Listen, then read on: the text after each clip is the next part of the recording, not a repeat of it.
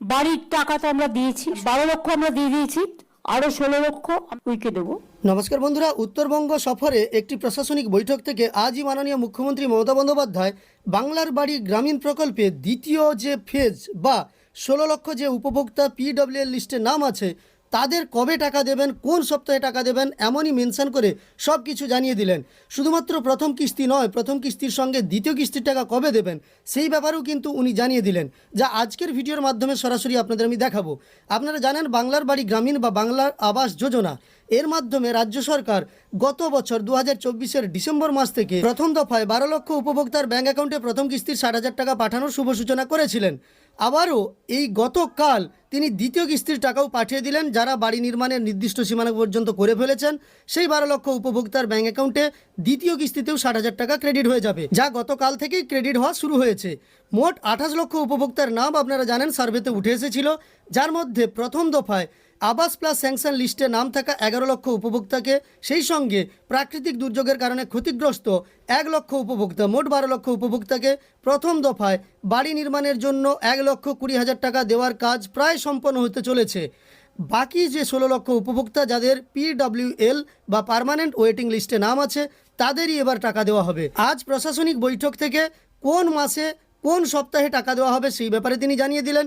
তাছাড়াও দ্বিতীয় কিস্তির টাকা আবার কোন মাসে দেওয়া হবে সেই ব্যাপারেও জানিয়ে দিলেন। তো চলুন আজকের ভিডিওর মাধ্যমে আমরা মাননীয় মুখ্যমন্ত্রী সেই বক্তব্য শুনে নেব, যেখানে উনি বাংলার বাড়ি প্রকল্পের দ্বিতীয় দফার 16 লক্ষ উপভোক্তা যাদের পার্মানেন্ট ওয়েটিং লিস্টে নাম আছে তাদের কবে প্রথম কিস্তি এবং দ্বিতীয় কিস্তি দেওয়া হবে সেই সম্পর্কে কি জানিয়েছেন সমস্ত তথ্য।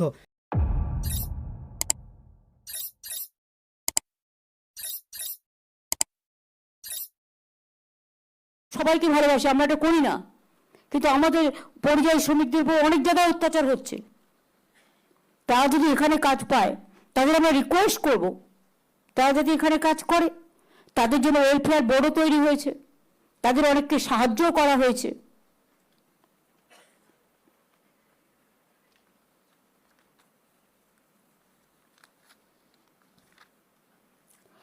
বাড়ির টাকা তো আমরা দিয়েছি 16 লক্ষ, তাই তো? হ্যাঁ, 12 লক্ষ আমরা দিয়ে দিয়েছি টোটালটাই, টোটাল রাজ্য সরকারের খরচায়। আরো 16 লক্ষ আমরা ডিসেম্বরে ফার্স্ট উইকে দেবো, আর সেকেন্ডটা তারা পাবে মে মাসে, অর্থাৎ 28 লক্ষ হয়ে যাবে। আগে আমরা 47 লক্ষ বাড়ি করে দিয়েছি। এরপরেও যদি কোনো ডিম্যান্ড থাকে, কারো পড়ে থাকে, সেই লিস্টগুলো সযত্নে রেখে দেবেন। আমরা আবার এইটা হয়ে গেলে আবার অন্য ফেসে করে দেবো। মানুষকে বঞ্চিত করাটা আমার কাজ নয়। বাড়ির টাকা তো আমরা দিয়েছি 16 লক্ষ, তাই তো? হ্যাঁ, 12 লক্ষ আমরা দিয়ে দিয়েছি টোটালটাই, টোটাল রাজ্য সরকারের খরচায়। আরো 16 লক্ষ আমরা ডিসেম্বরে ফার্স্ট উইকে দেবো, আর সেকেন্ডটা তারা পাবে মে মাসে, অর্থাৎ 28 লক্ষ হয়ে যাবে। আগে আমরা 47 লক্ষ বাড়ি করে দিয়েছি। এরপরেও যদি কোনো ডিম্যান্ড থাকে, কারো পড়ে থাকে, সেই লিস্টগুলো সযত্নে রেখে দেবেন। আমরা আবার এইটা হয়ে গেলে আবার অন্য ফেসে করে দেবো। মানুষকে বঞ্চিত করাটা আমার কাজ নয়।